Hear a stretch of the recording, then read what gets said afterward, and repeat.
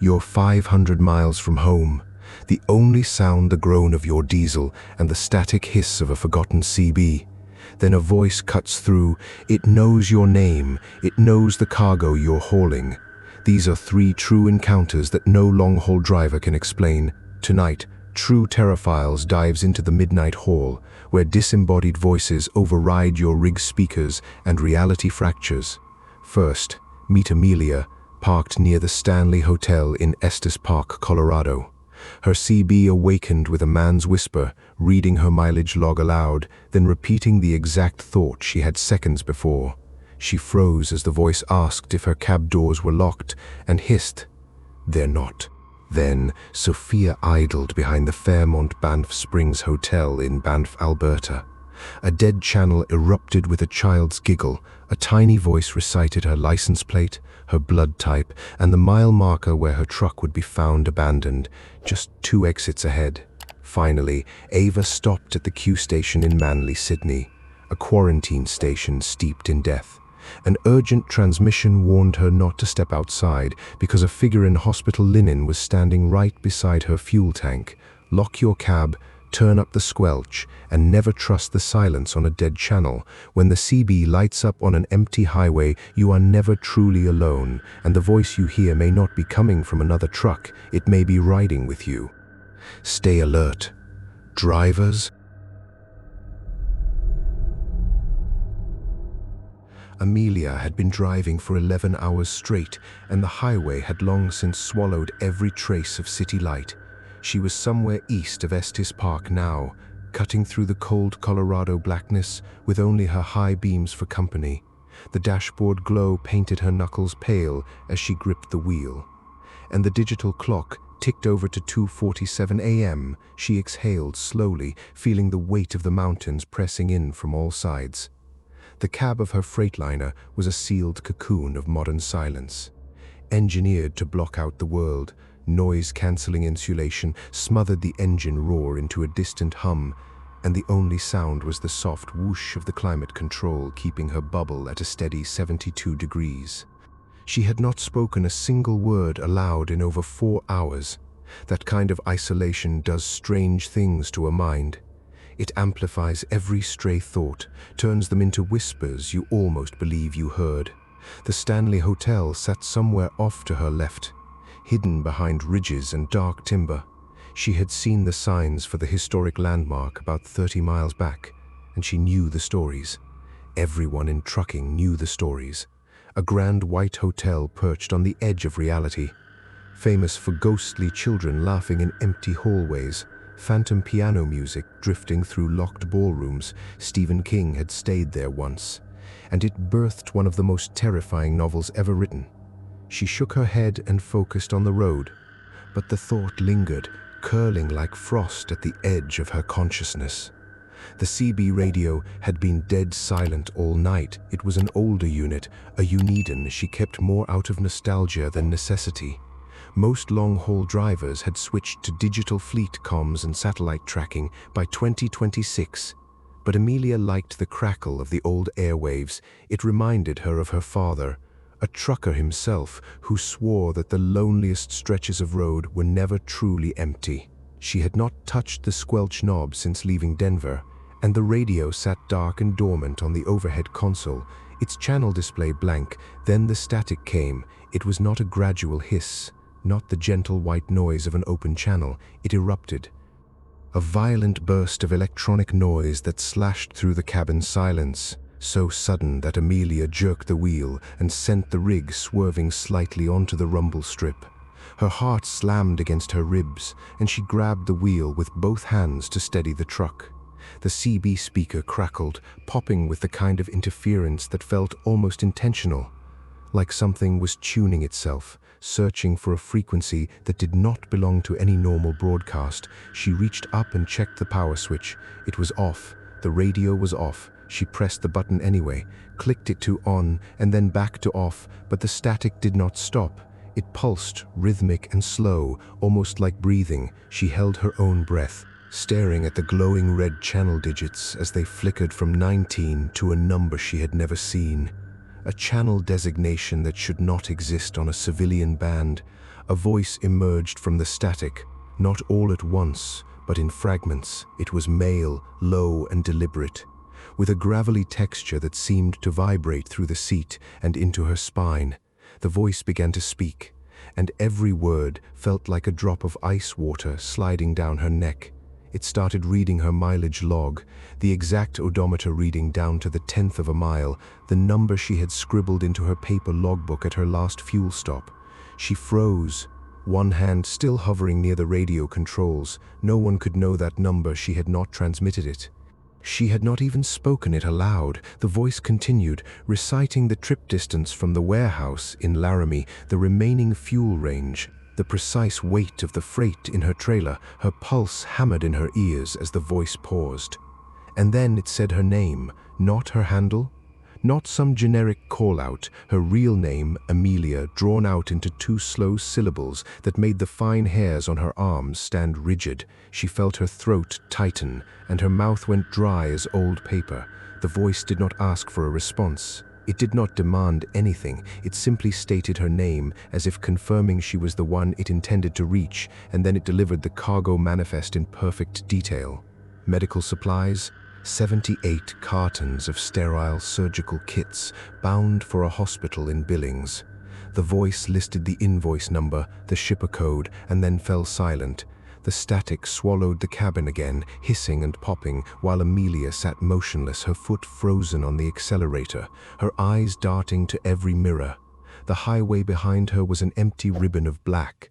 There were no headlights, no tail lights, no sign of another vehicle for miles in any direction. She tried to rationalize it, some kind of hack maybe, a breach of her fleet management system, someone piggybacking on the satellite link and retransmitting it over shortwave. But even as her mind scrambled for logic, a new thought crept through the cracks. The voice had not just recited data, it had sounded present. There was a closeness to it, a proximity that CB Skip could not explain. It sounded less like a broadcast and more like someone sitting in the passenger seat, leaning just behind her right ear. Then the transmission changed, the static dipped, and the voice returned softer now, almost conversational. It began to speak the words she had been thinking, not minutes ago, but seconds ago. The silent observation she had made about the temperature dropping near the ridge, the absent-minded worry about her daughter's fever back home, the fleeting image of a deer carcass she had spotted on the shoulder 40 miles earlier. Each thought emerged from the speaker in that same gravelly whisper, as if the voice had reached into her skull and plucked them out. One by one, her breathing became shallow and ragged, and she pressed her back hard against the seat. She could hear her own heartbeat now, a frantic drumming beneath her ribs. The radio display flickered again, the impossible channel number blinking erratically. And then the voice asked the question. It asked if her cab doors were locked. The words hung in the air, suspended in the crackle of the speaker, and Amelia's eyes snapped to the driver's side door lock. It was engaged, the small red indicator nestled safely in the locked position. She checked the passenger side, locked as well. The voice seemed to wait, as if allowing her to confirm what she saw. Then, with a tone that bordered on gentle, on almost pitying, it whispered a single phrase. "They're not." A mechanical click echoed through the cab, sharp and distinct, the unmistakable sound of a door lock disengaging. It came from the passenger side. The red indicator flipped to green, and the lock stalk rose slowly, exposing the bare metal shaft. Cold air seeped through the seal, curling around her ankles, carrying the scent of pine and something else, something old and sterile and wrong. Amelia's hand flew to the gear shift, but her body refused to move. Every instinct screamed at her to accelerate, to flee, but a paralysis had seized her limbs. The kind of terror that roots you in place and makes you a spectator to your own nightmare. The CB speaker popped once more, and a soft sound leaked through. A sound that was not quite a laugh, not quite a sigh. It was the sound of someone exhaling right beside her, inside the cab. She did not look at the passenger seat. She could not, but in her peripheral vision, she saw the fabric of the seat cushion depress slightly, as if something had just settled its weight there. The temperature in the cabin plummeted, and the windshield began to fog along the edges, forming frost patterns that spiraled inward like fingers reaching for the glass. The static on the CB cut out abruptly, leaving behind an absolute silence that was infinitely worse. The engine still hummed, the tires still rolled over the asphalt, but inside the cab there was no sound at all, not even the rush of her own breathing. It was as though the entire space had been sealed inside a vacuum, and she was trapped there with whatever had just climbed in. Amelia finally forced her right foot down on the accelerator, and the rig surged forward with a jolt. The sudden motion broke the paralysis, and she grabbed the wheel with a strangled cry, pushing the speedometer past 80, past 90. She drove like that for 20 minutes, her eyes glued to the road ahead, never once glancing at the mirror, never once turning her head toward the passenger side.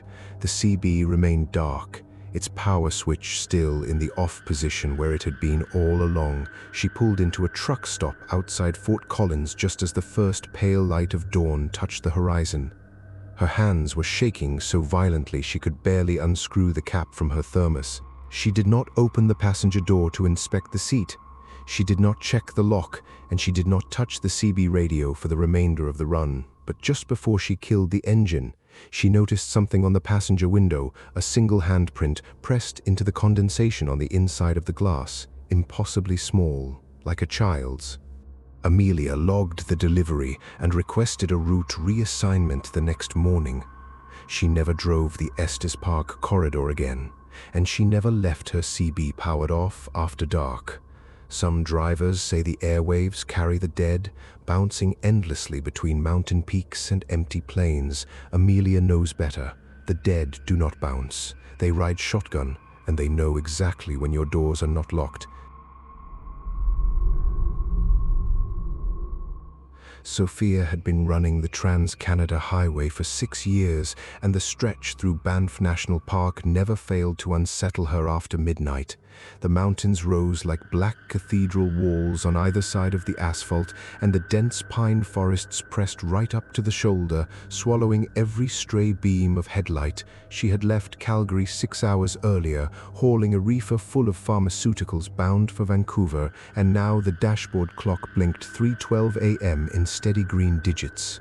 The cold was different here, a dry alpine bite that seeped through the seals of her cab despite the heater running full blast. She pulled her fleece tighter and flexed her fingers on the steering wheel, feeling the slight numbness creeping into the tips. Wildlife was a constant hazard on this corridor. Elk, mountain goats, the occasional grizzly wandering down from the high country. So she kept her speed steady at 55 and scanned the ditches with every flicker of movement. The Fairmont Banff Springs Hotel loomed somewhere in the valley to her right. Though she could not see it from the highway, she knew it was there, a sprawling stone chateau built in the 1880s, famous for its grand ballrooms and its ghosts. The stories floated through every truck stop from Winnipeg to Kelowna. The phantom bride who danced alone in the Cascade Ballroom, the bellman who vanished in room 873 and never checked out. The little girl in Victorian clothing who held hands with guests in empty elevators. Sophia had always dismissed such tales as tourism marketing, but tonight the thought of that hotel sitting silent in the dark made her glance at her door locks twice. Her CB radio was an older Cobra model, mounted beneath the overhead console and wired to a pair of external antennas. She kept it tuned to channel 19 out of habit, mostly to catch road reports and weather warnings through the mountain passes. Tonight, the airwaves had been unusually quiet. No chatter from other truckers, no static bursts from distant storms, just a soft, steady, almost surgical silence that made the inside of the cab feel like a soundproof booth. She reached for her thermos of coffee and took a long sip, letting the bitter heat settle in her stomach.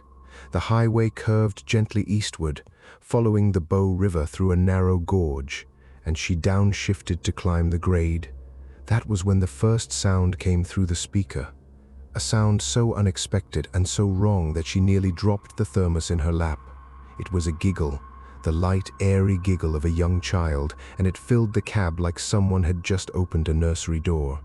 Sophia stared at the CB unit, her coffee forgotten. The channel display read 19, but the signal meter was pegged hard to the right, indicating a transmission strength that should have been impossible in this valley.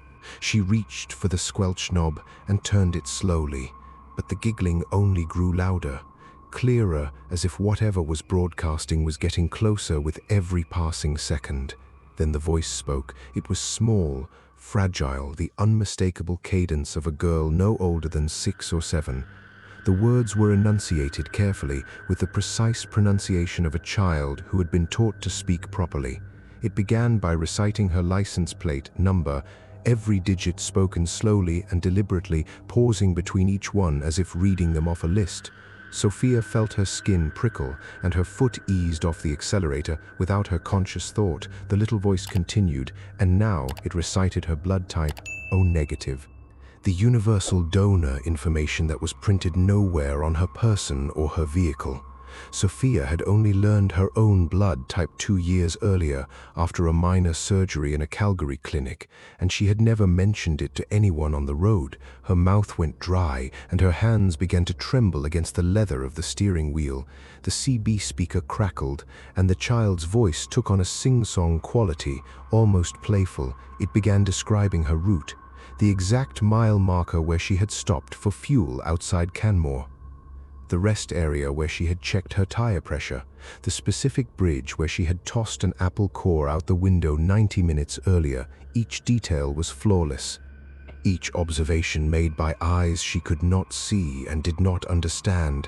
Then the transmission shifted, and the playfulness drained away. The voice became flat, matter-of-fact, and it told Sophia something that made the blood in her veins turn to ice water.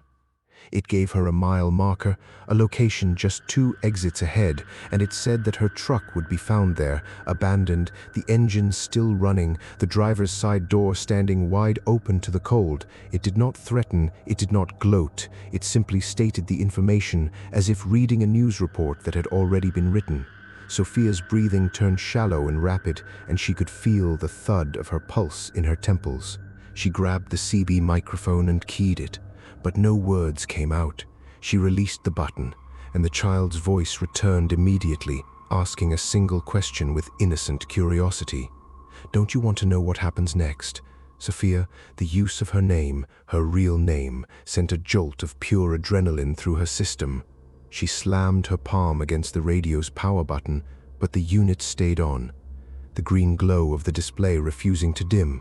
She pressed it again and again, each attempt more frantic than the last, but the child kept talking, describing the frost that would form on the windshield after the engine cooled, the boot prints that would circle the cab but never lead away, the search party that would comb the forest for 3 days and find nothing. The highway ahead was empty, a dark tunnel carved through the wilderness. Sophia's eyes darted to the shoulders, to the tree line, to the rear-view mirrors, searching for any sign of another vehicle or a person. There was nothing, only the skeletal silhouettes of lodgepole pines, their branches swaying in a wind she could not feel. She pressed the accelerator, determined to push past the mile marker the voice had named, to prove it wrong by sheer speed.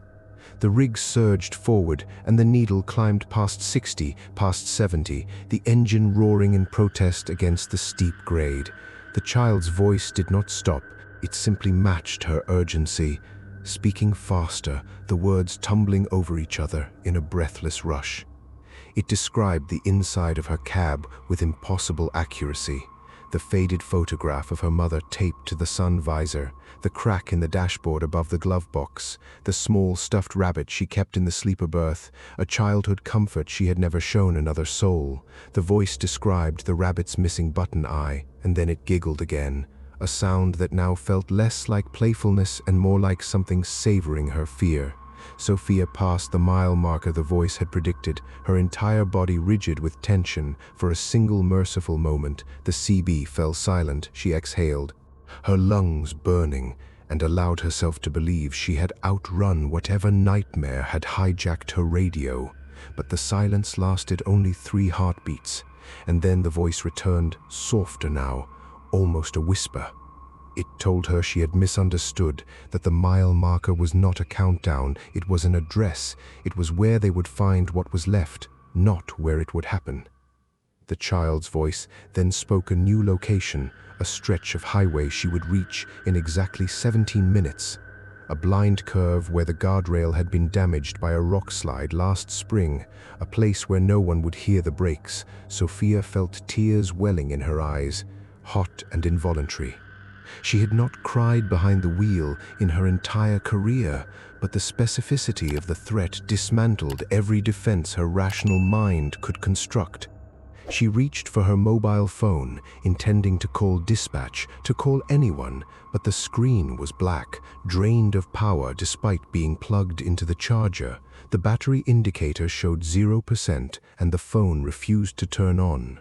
The CB crackled and the child's voice began to sing, a melody Sophia recognized from her own childhood, a lullaby her grandmother had hummed in a kitchen 3 decades ago. The voice sang every verse perfectly, including the final line that Sophia had long forgotten, the line about sleeping and never waking. The transmission ended with a soft pop, and then the radio finally, mercifully, shut off. The display went dark. The static died, and the cab was plunged into a silence that felt heavy and absolute. Sophia did not stop driving. She did not pull over. She did not slow down, and she did not look in her mirrors for the next 4 hours. She drove straight through to Kamloops without a single break, her bladder aching, her eyes burning from exhaustion and dried tears.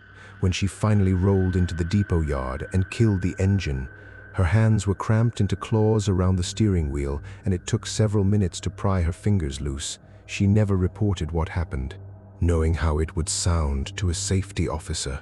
But she did check the logs, and she discovered that 17 minutes after the transmission ended, she had passed the exact blind curve the voice described, the one with the damaged guardrail. There were no skid marks on the pavement, no sign she had stopped or swerved, but on the passenger seat, where nothing had been before, lay a single dried flower, a mountain forget-me-not, fresh and impossibly blue, as if it had just been picked. Sophia quit the long-haul routes 2 weeks later and took a local delivery position in Edmonton. She never drove through Banff again, and she never listened to a CB radio after dark. But sometimes, late at night, she hears a faint giggle through the baby monitor in her daughter's room, and she cannot shake the feeling that the child's voice on the highway did not stop singing.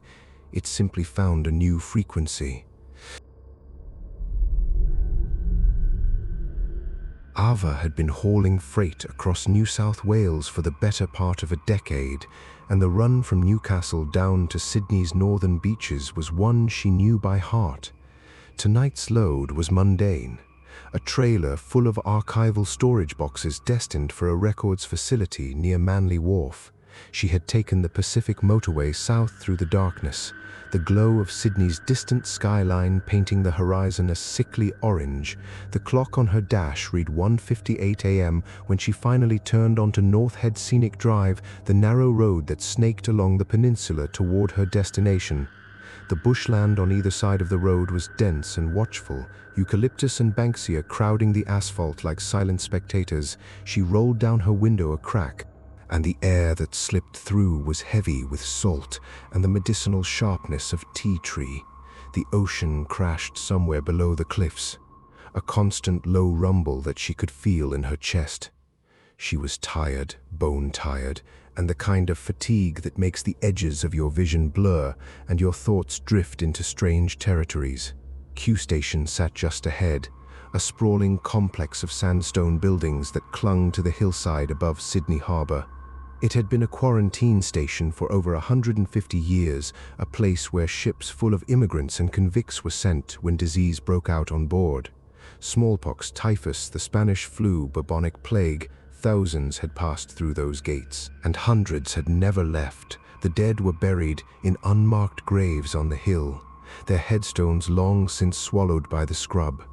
Now the site was a hotel and conference center, but everyone in Sydney knew the place was deeply, irrevocably haunted. Ava had made deliveries here before, always during daylight hours. The staff were friendly, the restaurant served a decent flat white, and the harbor views were stunning, but at 2 in the morning, with no moon and a sea mist creeping up the slope, The place felt entirely different. The sandstone walls seemed to absorb the light from her headlamps, and the shadows between the buildings were thick and unyielding. She pulled her rig into the delivery bay near the old hospital building, killed the engine, and sat for a moment in the sudden silence. Her CB radio crackled. It was an old Uniden unit she kept bolted under the dash, a habit from her years on the outback runs where mobile reception was a joke and the CB was the only lifeline. She rarely used it in the city, but she left it powered on out of routine. Tonight, Channel 40 had been nothing but static hiss for the entire drive now. With the engine off and the battery running in accessory mode, the speaker emitted a series of sharp pops, like someone keying a microphone on and off in rapid succession. She frowned and reached for the volume knob, intending to shut the thing off. Then a voice spoke, and her hand stopped in mid-air. It was a man's voice, thin and reedy, with an accent that was unmistakably Australian but old-fashioned, the kind of broad drawl you heard in newsreel recordings from the 1930s. The voice was urgent, breathless, and it spoke directly to her. "Do not step outside," the voice said. "Do not open your door. There is someone standing beside your fuel tank, and he is not alive." Ava's blood went cold, the sudden visceral chill that has nothing to do with temperature. Her eyes flicked instinctively to the driver's side mirror, the large convex glass that showed the flank of her trailer and a slice of the delivery bay. She could see the fuel tank, a dark rectangular shape against the paler darkness of the gravel. Beside it, motionless, was a figure. It was tall and terribly thin, draped in what looked like a hospital gown, the loose linen hanging in folds that stirred slightly in the breeze coming off the harbor. The CB popped again, and the voice returned, more insistent now. "He has seen you," it said. "He knows you are watching. Do not move. Do not make a sound. He feeds on recognition, and you have just given him exactly what he wants." Ava's throat closed, and she could not have made a sound if she tried. She stared at the mirror, at the figure in the hospital linen, and she realized with a slow, creeping horror that it was not facing the fuel tank. It was facing her. The head was tilted at an angle that was slightly wrong, the neck too long, the shoulders too sharp beneath the fabric. She could not make out a face, only a pale oval where a face should be, and two dark hollows that might have been eyes. The voice on the CB was trembling now, as if the speaker was fighting to remain calm. "I was a night orderly here," it said, "in 1919.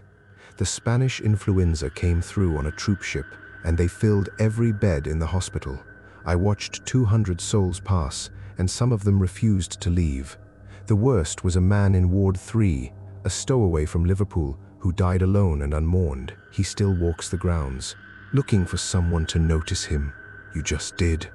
Ava's hand moved to the ignition, but the voice cut through the speaker with a sharp, commanding tone. "Do not start the engine," it said. "The noise will draw him closer. Right now, he is curious. Right now, he is waiting. If you start the engine, he will know you are trying to flee, and he will not let you leave. Stay still. Stay quiet, and maybe he will lose interest." She pulled her hand back, her fingers trembling uncontrollably. She did not know why she was listening to a voice on a dead CB channel. A voice claiming to be a hospital orderly from over 100 years ago. Every rational part of her brain screamed that this was impossible, that she was exhausted and hallucinating, and the figure was probably a maintenance worker or a drunk tourist who had wandered off the beach. But the dread in her gut, the primal animal dread, told her otherwise. The figure had not moved, but it seemed closer somehow, as if the space between it and the cab had shrunk while she was not looking. The hospital gown hung in tatters, stained with something dark that could have been age or could have been old blood. The arms hung limp at its sides, but the fingers were twitching, a faint spastic movement that reminded her of a dying insect. The CB crackled, and a second voice joined the first, fainter, more distant, a woman's voice this time. She was whispering in a language Ava did not understand, but the orderly's voice cut over her with renewed urgency. "He is moving." The orderly said, "He is moving toward your door. Do not look at his face. Whatever you do, do not look directly at his face. If you see it, you will carry it with you forever. Ava squeezed her eyes shut, her entire body locked in a rictus of terror. She could hear something now, not through the CB but outside, a soft, dragging sound on the gravel. The whisper of linen brushing against the side of the truck. It was so close, so impossibly close, that she could hear the rasp of labored breathing, a wet, rattling sound that spoke of fluid-filled lungs and a respiratory system that had no business still functioning. The woman's voice on the radio grew louder, and Ava realized she was not speaking a foreign language at all. She was reciting names, a long, unending list of names, the dead of the quarantine station read aloud in a monotonous chant that seemed to go on and on. The orderly's voice cut through again, barely a whisper now. "He is at your window," he said. "Do not open your eyes, do not breathe. He is looking at you through the glass, and his face is not a face anymore." Ava held her breath, her lungs burning, her heart slamming against her sternum like a trapped bird. She could feel a presence just beyond the thin pane of glass, a pressure, a weight, as if the air itself had thickened and grown malignant. The temperature inside the cab plummeted, and she could see her own breath misting in front of her face, even with her eyes squeezed shut. The dragging sound moved, slowly, deliberately past the door, past the hood, around to the passenger side, then it stopped. The silence that followed was the worst thing she had ever experienced, a complete absence of sound that felt like the world holding its breath. She counted to 10, then 20, then 30, and finally, reluctantly, she opened her eyes. The delivery bay was empty. The gravel stretched pale and undisturbed under the security lights, and the figure in the hospital gown was gone. She scanned the mirrors, checked every angle, but there was nothing, no movement among the sandstone buildings, no pale shape lurking in the shadows. She exhaled, a ragged sob escaping her throat, and she reached for the ignition with a hand that would not stop shaking. The CB speaker let out one final pop, and the orderly's voice returned, so faint now it was barely audible. "He is gone," the voice said, "but only for tonight. He knows you now, and he will remember. Drive away, and do not come back to this place after dark, not ever." The transmission ended with a soft click, and the radio fell silent. Ava started the engine, threw the rig into gear, and drove out of Q Station faster than she had ever driven anywhere in her life. She did not stop until she reached the brightly lit service station at Manly Wharf, where she sat for an hour with the doors locked and the cabin light on, trying to convince herself that what had just happened was a nightmare born of exhaustion. But when she finally climbed out to inspect the truck, she found something that stole the breath from her lungs. On the fuel tank, pressed into the thin layer of road grime, was a handprint, the fingers too long, the proportions all wrong, and beside it, a single shred of old yellowed hospital linen snagged on the fuel cap. Ava completed her delivery that morning and requested a permanent reassignment to day runs. She never spoke of what happened at Q Station, but she kept the scrap of linen in a sealed envelope in her glove box as proof that she had not imagined it. And on the nights when she cannot sleep, she remembers the orderly's final warning and wonders if the figure in the hospital gown is still out there, wandering the quarantine station, waiting for someone else to notice him, waiting for someone else to see his face. The road stretches on behind you, and those three voices still echo somewhere in the static. Amelia heard her own thoughts repeated in the shadow of the Stanley Hotel. Sophia's radio whispered her blood type and the exact mile where her rig would sit empty. Ava met a soul who should have departed a century ago and still walks. If you've ever driven alone at 2 a.m. with the CB crackling, you know that silence is never truly empty. Now it's your turn. Drop a comment and tell us, have you ever caught a transmission that felt too personal, too knowing? We read every story, and the most chilling might just become our next episode. If the Midnight Haul keeps you up, hit that like button. Subscribe and ring the bell, because True Terror Files Official brings new nightmares every single week. Keep your cab locked, keep the squelch up, and never ever answer a voice that knows your name.